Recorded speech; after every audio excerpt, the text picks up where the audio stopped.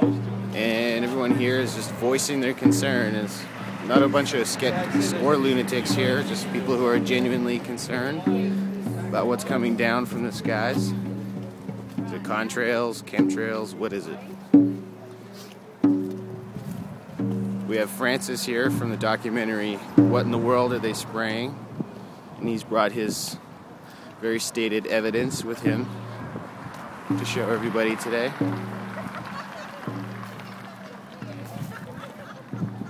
Here's the Shambhala Center, made out of an old gas station in Mount Shasta.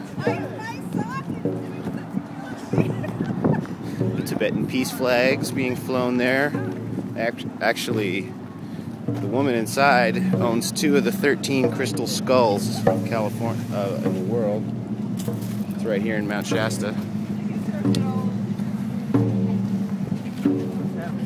And now we are on the street corner, and people are watching, making a demonstration. Going to City Hall. Honks of support, recognition. People who care.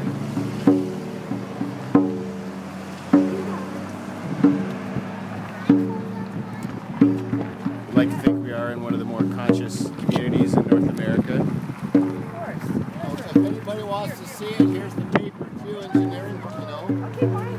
What is that? Here's the proof paper.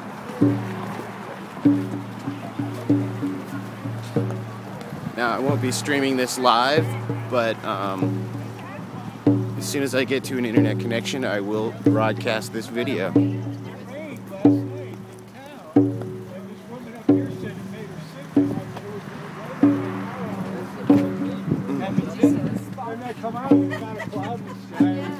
Mount Shasta, city of pure water.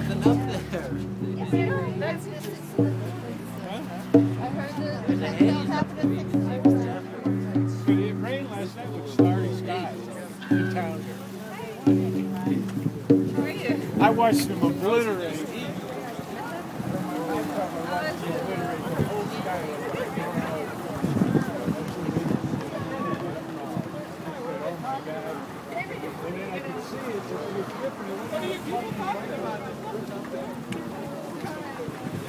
A summary of chemtrail observation that points to the military.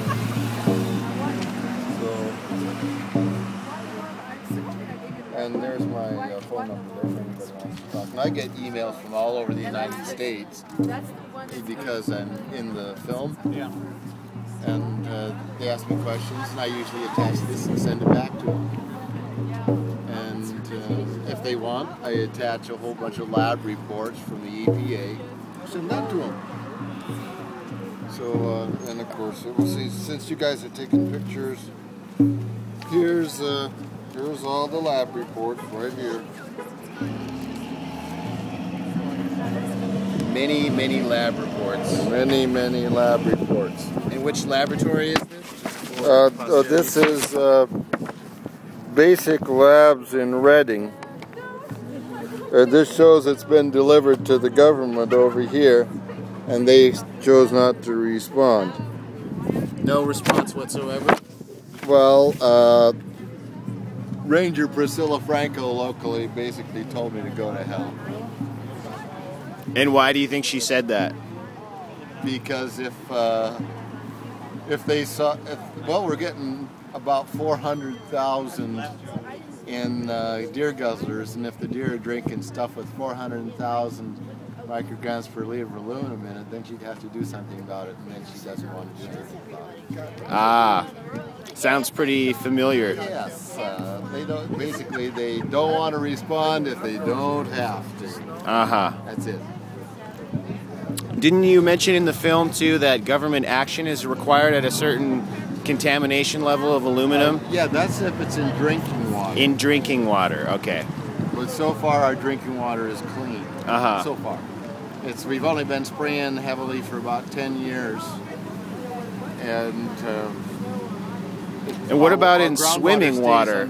Underwater for about 20 to 90 years before it pops up in the spring. So we don't know yet what it's doing to the drinking water. Maybe the soil will filter out nanoparticles. Maybe it won't. We don't know. And what about all these tests have been done here in Mount Shasta, and Lake Siskiyou is our popular tourist destination here, and it's a enclosed lake. It's a dammed lake, but has there been any tests done on that lake that you know of? Yes, we have.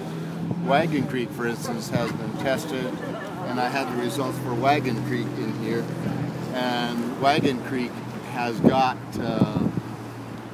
1,540 micrograms per liter, and about 90% of the aquatic insects in Wagon Creek have died. Nearly all the diptera, and the more associated the aquatic insect is with the substrate, the mud, the more likely it is to be gone. So I ran a bunch of aquatic insect tests in there, and that's compared to the baseline in the 1980s. They're practically gone, and you catch the trout and there's nothing in them.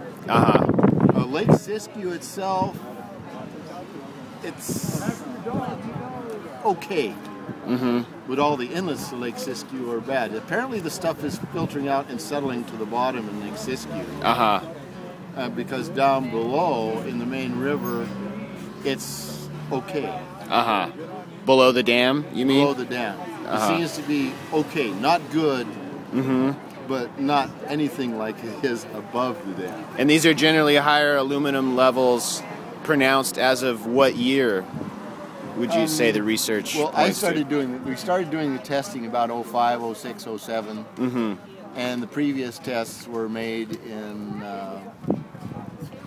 mid-1980s. I also have the soils test for 1983 for Siskiyou County, and it says nothing about anything bad in the soil.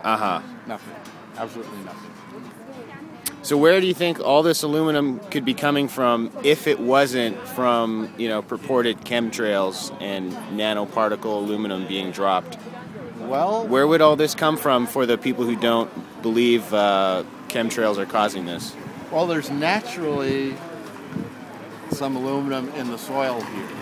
Because aluminum is pretty common. But why it's in the rain is, and peaking at identical times up and down the west coast. What else could it be if it's shown up from Seattle to Spokane to Springfield, Eugene, to Medford, to Mount Shasta, to Redding, to Sacramento, to San Francisco, to LA, to San Diego, all at once in just about identical amounts. What else does that identically with jet planes? Right. And it always happens mostly just before front comes in, so the nanoparticles can get lift.